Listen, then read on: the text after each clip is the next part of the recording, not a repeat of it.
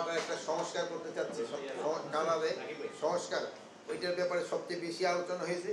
তারপরে আপনারা জানেন যে ফরিদপুরে যে অল্প দুইটা ইউনিয়নের সমস্যা, কিন্তু পুরা কয়েকটা জেলার তারা রাস্তা ব্লক করে দিচ্ছে।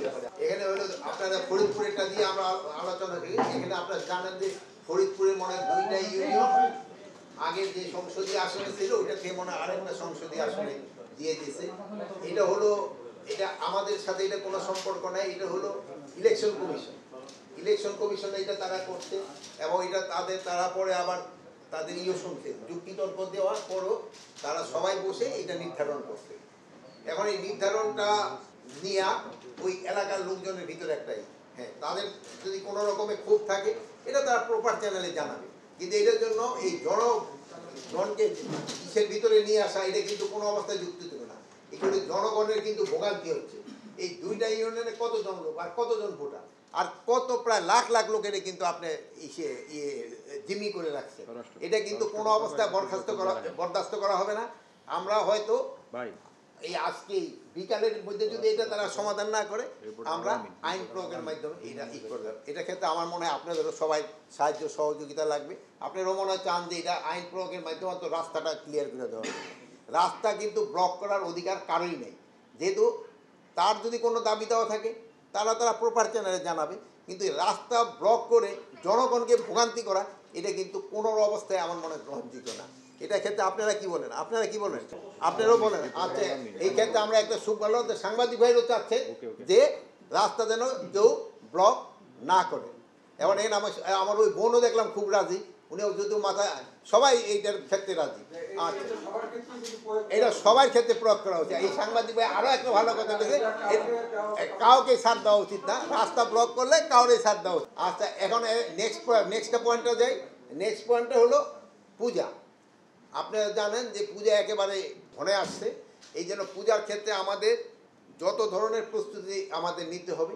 এটা একটা পূজার একটা ধর্মীয় অনুষ্ঠান, এবং এটার পবিত্রতা রক্ষা করা কিন্তু আমাদের সবাই দায়িত্ব। কে কোন ধর্মের আমরা তা করব না, এটা সবাই আমাদের দায়িত্ব।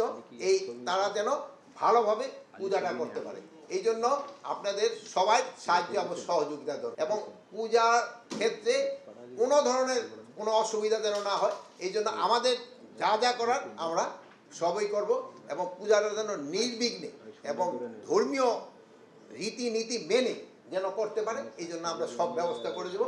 এবং এটার যেন পবিত্রতা রক্ষা হয়, এই জন্য আমরা সব ব্যবস্থা করব। আর এই জন্য জানেন যে অনেক জায়গায় একটু সমস্যা আছে, কমিটির ভিতরেও নিজেদের ভিতরে একটা কোন্দল রয়ে গেছে। আমরা অনুরোধ করব তারা নিজেদের কোন্দলটা মিটিয়ে পূজাটা যেন ভালোভাবে সম্পন্ন হয়, এই জন্য আপনারা লোকজনকে বলবেন এবং আমরাও বলবো, এবং আমরা আশা করি যে পূজাটা খুব ভালোভাবে এবং নির্বিঘ্নে এবং উৎসবমুখর পরিবেশে এবং ধর্মীয় ভাব এবং গাম্ভীর্য বজায় রেখে হয়ে যাবে।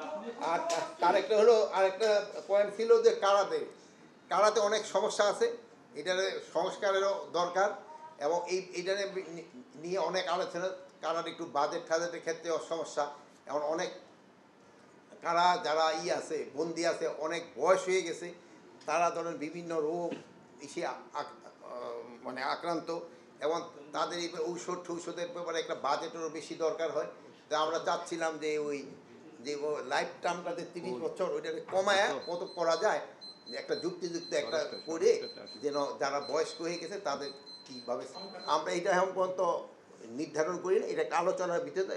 আমরা ওই মেয়েদের ক্ষেত্রে হয়তো আমরা 20 বছর করে দিতে চাচ্ছি, ছেলেদের ক্ষেত্রে হয়তো আরও একটু বেশি হতে পারে। বাট আবার কতগুলি স্পেসিফিক আছে, তার বয়সটা কত ওটাও দেখতে হবে। ওখানে যে ধরনের 18 বছরে অপকর্ম করছে, তার যদি 20 বছরে ছায়া দিল 38 বছর, সে তো আবার আইসা হয়তো আবার অপকর্ম কিনা ওই সবগুলো দেখা হবে। বাট মেয়েদের ক্ষেত্রে আমরা একটুখানি বেশি লুট হওয়ার অস্ত্র যেগুলি আছে, এইগুলি কিন্তু প্রতিদিনে উদ্ধার হচ্ছে। আপনারা কিন্তু ওই স্ক্রলে দিচ্ছেন, আপনারা পেপারও দিচ্ছেন, এটা ডেইলি পুরস্কার ঘোষণার পরও এটা উদ্ধার হচ্ছে।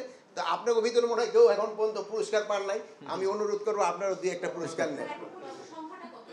এই সংখ্যাগুলি তো সব এত আইন শৃঙ্খলা পরিস্থিতি নির্বাচনের সময় যেন খুব ভালো থাকে, এই ব্যাপারে আলোচনা হয়েছে। এগুলোর মধ্যে আমাদের আইন শৃঙ্খলা বাহিনী যে যতটুকু দায়িত্ব ছিল আমরা মনে হয় এটা শতভাগ সম্পন্ন করতে পেরেছি। আমাদের আইন শৃঙ্খলা বাহিনীর সম্বন্ধে কারো কোনো ধরনের কোনো অভিযোগ নাই এবং আমাদের কোনো প্রস্তুতিরও কোনো, এই জাতীয় নির্বাচন তো আরও অনেক পরে, এটার জন্য তো আপনারা জানেন আমরা ট্রেনিং সব শুরু করে দিতে আমাদের প্রস্তুতি। আপনারা ভালো থাকেন, আল্লাহ হাফেজ।